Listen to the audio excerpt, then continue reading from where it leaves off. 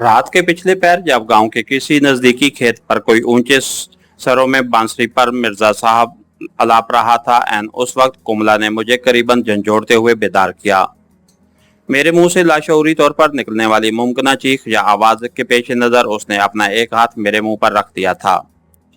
मैं चुन्नी लाल के कमरे में सो रहा था जबकि वो दूसरे कमरे में अपनी माँ के करीब सोई थी। तीसरे और मकान के आखिरी कमरे में कोशलिया अपने दोनों बच्चों के साथ महवे इस्तराहत थी।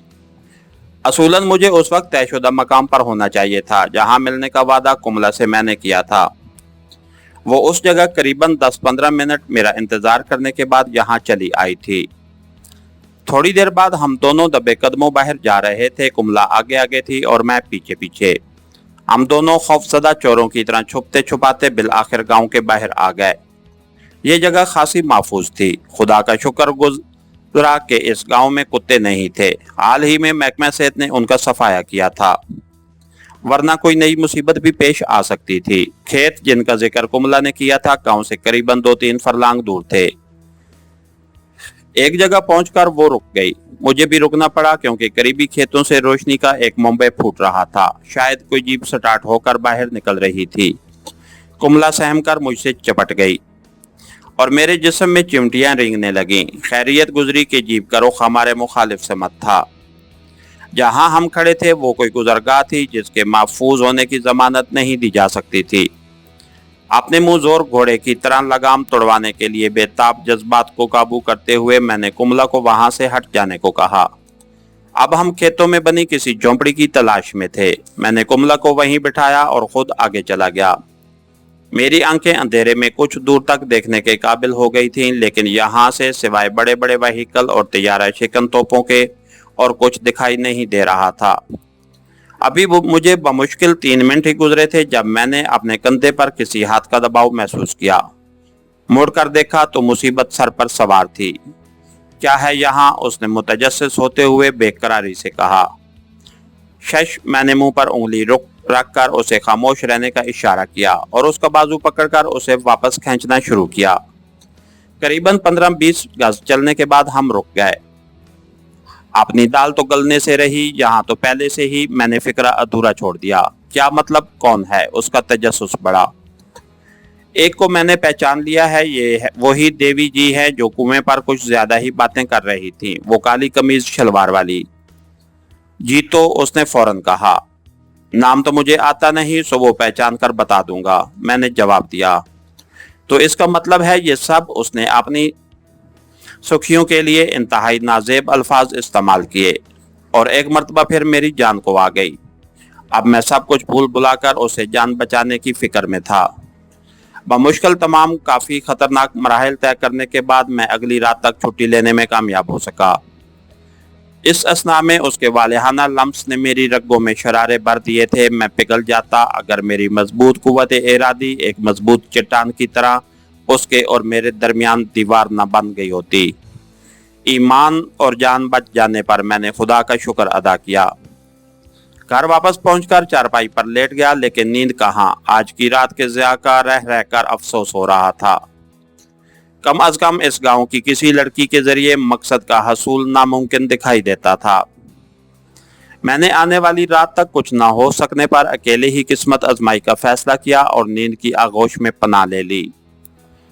सुबह मुझे कोशलिया ने बेदार किया। बहुत गहरी नींद आ गई थी। उसने चाय का एक कप मेरे सरहाने रखते हुए कहा, हाँ, रात को तारे गिनते रहे तो सुबह नींद ही आएगी। मेरे जवाब से वो चिंप सी गई और मुझे जंगल अशनान का कहकर बाहर चली गई। नाश्ता करके मैं भी उनके साथ ही खेतों में चला आया। चुनी लाल जो सुबह सादिक के वक्त कुएं पर सोया था, उसे बेदार करना मैंने मुनासिब न समझा और कुमला और कोशलिया के नजदीक कुएं की मुंडेर पर बैठ गया। दोनों हस्बे साबिक कपड़े धोने में लग गई थीं। फिर कोशलिया और उसके बच्चे तो नाका देखने खेतों में चले गए और वो बुलाए जान वही रह गई। 10-11 बजे के करीब चुन्नी लाल बेदार हो गया। उसने रात घर न आने पर अपने परौने से माफी मांगी और स्नान करने चला गया। कमला और कोशलिया का लाया हुआ नाश्ता करने के बाद वो तैयार हो गया और हम दोनों अपने जेली भाई और उसके आवारा दोस्त की तलाश में करीबी देहात की तरफ चल दिए। शाम गए तक हम मुख्तलिफ देहातों की खाक छानते रहे, लेकिन गुमशुदा अफराद को ना मिलना था ना मिले। इस असना में चुन्नी लाल मेरी उम्मीद बनता रहा कि जल्द या बदेर बिल आखिर हम उन्हें ढूंढ निकालेंगे। दोपहर का खाना हमने उसके एक दोस्त के डेरे पर खाया, जहां मुझे माता विष्णु के दर्शन की अटी दिखाने पर शराब से निजात मिल सकी, वरना तो वो लोग मुझे लिटाकर पिलाने पर तुल गए थे। वापसी पर मैंने चुनी लाल से गुरदासपुर जाने और वहां किस्मत आजमाई करने की इजाजत तलब की। वो बज़िद था कि मैं 2-4 रोज और क़याम करूं, कम अज कम चाचा से मिले बगैर तो ना जाऊं। लेकिन मैंने उसे यकीन दिलाया कि मैं 2-1 रोज में वापस आऊंगा और उसके यहाँ क़याम करूंगा और दिल्ली से खुद आकर उसे और बच्चों को साथ लेकर जाऊंगा। ऐसे मोहसिन की सेवा ना करने से मेरा धर्म बरशट हो सकता था। वापसी पर हम खेतों के बजाय सीधे घर चले आए। खैरियत गुजरी। कुमला अभी तक खेतों से वापस नहीं आई थी, गालबन मेरी आमद की मुंतजिर थी। मैंने चुनी लाल को गांव के बाहर बड़ी मुश्किल से वापस जाने पर मजबूर किया, वरना वो तो मुझे कम अज कम टम्पू चढ़ाने तक मेरे साथ रहता। वापसी पर जब वो खासा दूर चला गया तो मैंने वो रास्ता छोड़ दिया, क्योंकि उस पर लोगों की आमदोरफ्त थी। एक जैली रास्ते से मैं गांव की तरफ चल दिया। प्रकाश इंडस्ट्री के तमाम कागजात मैंने पहले ही जलाकर राख कर दिए थे। अब मेरे पास काबिल शनाख्त कोई चीज बाकी नहीं थी। मेरा मिशन शुरू हो चुका था। गांव के एक कोने में बने सांसियों के अड्डे से मैंने एक रबड़ का ब्लेडर शराब से भरवाया, उसे अपने कपड़े के थैले में डाला। अब मैं एक गैर कानूनी हरकत का मुर्तकिब था और नाजायज तरीके से एक खुफिया अड्डे से शराब खरीद कर दूसरे किसी गांव या शहर में फरोख्त करने जा रहा था। दिन को मुमकिन तलाशी के पेश नज़र मैंने रात के वक्त सफ़र इख्तियार किया था। ये था मेरा नया पेश। शाम ढले मैं गांव के परली तरफ वाक़े उन खेतों के नज़दीक खड़ा हालात का जायजा ले रहा था, जिनसे कुछ फासले पर ये मोर्चाबंदियां की गई थीं। उसे आगे जाना फिलहाल नामुमकिन था। वहीं एक कमाद के खेत में मैंने डेरे डाल दिए और रात की तारीकी का मुंतज़िर हो गया। तकरीबन 2 घंटे मैं वहां छुपा रहा। मेरा जहन इस दौरान में मुख्तलिफ ख्यालात की आमा जगह बना रहा। कभी पूनम, कभी सदरशना और कभी अपना प्यारा मुल्क, जहां अजीज़ो अकारिब दीदे दिल फर्श राह किए मेरे मुंतज़िर थे। उनके दुआओं के लिए उठे हुए हाथ मुझे यहाँ बखूबी दिखाई दे रहे थे। मेरा ईमान था कि जब तक मेरी कौम अपने सिपाहियों के लिए दुआ गो है, उन पर आंच नहीं आएगी। दुश्मन का बेशुमार असला और बेतहाशा जंगी जनून मैंने अपनी आंखों से नज़ारा किया था। वो अपनी दास्त में मेरे पाकिस्तान को मिटाने के वहम में मुब्तला था। हम बका की जंग लड़ रहे थे और बका की जंग लड़ने वाले हारा नहीं करते। मुख्तलिफ जीपों की जलती बुझती रोशनियां मुझे वहां होने वाली नकलो हरकत का एहसास दिला रही थीं। जब चारों तरफ सन्नाटा छा गया और काफ़ी देर तक किसी जीप की हेडलाइट्स अंधेरे में न चमकी, तो मैंने भी अल्लाह का नाम लेकर कदम उस तरफ बढ़ा दिए। मैं बड़ी एहतियात से खेतों के बीचों बीच संभल कर पांव रखता उस तरफ गामजन था, क्योंकि ये खतरा तलवार की तरह हर वक्त मेरे सर पर लटक रहा था कि दुश्मन ने यहाँ माइंस यानी बारूदी सुरंगें बिछा रखी होंगी, जिन पर किसी भी वक्त मेरा अनजाने में पड़ने वाला कदम कोई क़यामत ढा सकता था। जरा सा दबाव किसी बारूदी सुरंग पर पड़ता और मेरे परखचे उड़ जाते। फूंक फूंक कर कदम उठाता मैं कछुए की रफ्तार से अपने हदफ की तरफ बढ़ रहा था। जैसे जैसे मैं उसके नज़दीक होता जा रहा था, मेरे खून की गर्दिश में तेज़ी आती जा रही थी। ऐसे मौके पर रह रहकर मेरे दिल में ख्याल आता, काश मैं कमांडो होता और दुश्मन को तहस नहस करके रख देता और अपने दिल की भड़ास निकाल लेता। मुझे अंधेरे में 2-3 लालटेनें जलती नजर आ रही थीं, जो मुख्तलिफ खेमों के बाहर टंगी थीं। इन खेमों में उन असलाजात से मुतल्लिक अमले का क़याम था, या फिर वो कैमोफ्लेज करने के लिए गाड़े गए थे। मैं अब मंजिल पर पहुंच चुका था। मुख्तलिफ नस्बशुदा आलात ने एक खतरनाक असला की मौजूदगी का इंकशाफ मुझ पर कर दिया था। जदीद तरीन और इंतहाई मौसर ऑटोमेटिक मिसाइल सिस्टम यहाँ नस्ब था। ये वो रूसी मिसाइल थे जो दुश्मन ने हाल ही में हासिल किए थे और जिनके खुदकार निज़ाम फायरिंग से किसी हमला आवर तैयारे के बच निकलने के अमकानात ना होने के बराबर ही रह जाते थे। जैसे ही हमला आवर तैयारा रेडार के मखसूस इलाके में दाखिल होता, वो एक खुदकार निज़ाम के ज़रिए उसकी इत्तला फ़ौरन मिसाइल के फायरिंग सर्किट को कर देता था, जो तैयारे को फायरिंग रेंज में ले आता। जैसे ही तैयारा फायरिंग की हदूद में आता, एक और खुदकार निजाम के जरिए खुद ब खुद फायरिंग पुश बटन हरकत में आ जाता। नस्बशुदा मिसाइल अपने हैंगर से निकलकर उसके ताक़ुब में लपकता और चंद लम्हों में तैयारे को जा लेता। ये सारा अमल चंद सेकंड में मुकम्मल हो जाता और पायलट को उसकी इत्ला उस वक्त होती थी जब उसका तैयारा निशाना बन चुका होता। मैं रेंगता हुआ अपने हदफ के नजदीक से नजदीक तर होता जा रहा था।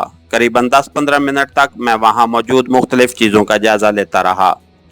अपने मतलब की तमाम इत्लाआत मुझे हासिल हो चुकी थी। अब मैं मुखालिफ समत में पीछे हट रहा था। इस कामयाबी पर खुशी के मारे मेरा दिल बिलियों उछल रहा था और मैं काफी हद तक लापरवाह सा उस पगडंडी पर रवान दवां था जो मुझे पक्की सड़क तक ले जाती। अभी बमुश्किल 1-1.5 फरलांग ही चल पाया था जब अचानक हाल्ट की 2-3 आवाजें वक्फे वक्फे से गूंजी। मैं गश्ती पार्टी के जो रात के ऐसे इलाकों में पेट्रोल के लिए निकलती है हथे चढ़ गया था। चारों तरफ से आने वाली आवाजों ने मुझे घेरे में फंस जाने का यकीन दिला दिया था। अगर मैं एक कदम भी आगे बढ़ाता तो दर्जनों गोलियां मेरे जिस्म में पिवस्त हो जाती। सिवाय हथियार डालने के और कोई चाराकार नहीं था। मैंने खुद को गिरफ्तारी के लिए पेश कर दिया और फौरन हाथ उठा दिए। कौन है? गोरखा लहजे में किसी ने चिल्लाते हुए कहा। उसके साथ ही टार्च की तेज रोशनी ने मेरी आंखें चंधिया दी। तहमीला मेरे हाथ से नीचे गिर पड़ा। क्या है ये? दूसरी आवाज सुनाई दी और आने वाले ने मुझे जोरदार लात रसीद कर दी। बेख्याली में उलटकर परे जा गिरा। आने वाले ने थैले में से शराब का भरा हुआ ब्लेडर निकाल लिया। इस असना में 3-4 मुसल्ला फौजियों ने मुझे घेरे में ले लिया था। किधर जाता था? इस गोरखे हवालदार ने पूछा, जिसने मुझे हाथ उठाने का हुक्म दिया था। साहब, गरीब आदमी है, बाल बच्चों की रोटी के लिए जरा सा धंधा करते हैं, शहर जा रहा था। मैंने शराब से भरे ब्लेडर की तरफ इशारा किया क्योंकि थैला उठाने वाले ने उसे सूंघकर उसमें शराब की मौजूदगी की इत्ला कर दी थी। अबे तेरे गरीब की ऐसी की तैसी, हवालदार ने मेरी पसलियों में ठोकर मारी।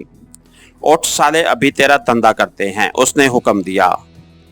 इससे पहले कि मैं संभल कर खड़ा हो सकूं, एक और जोरदार लात मेरी पीठ पर पड़ी और मैं मुंह के बल परे जा गिरा। मस्करी करता है साला, एक नाइक बोला और उसने भी मेरे पहलू में लात जमा दी। दूसरे सिपाहियों ने भी उस कार खैर से महरूम रहने में आर समझते हुए मुझे ठोकरों पर रख लिया। मैंने अपना सर कोनियों में छुपा लिया। करीबन 5-6 मिनट बाद जब मैं मार खाते खाते अधमुआ हो चुका तो उन्होंने मेरे बाजू कंधे पर रखी चादर से पीछे की तरफ बांध दिए और मुझे धक्के मारते हुए अपने कैंप की तरफ चल दिए।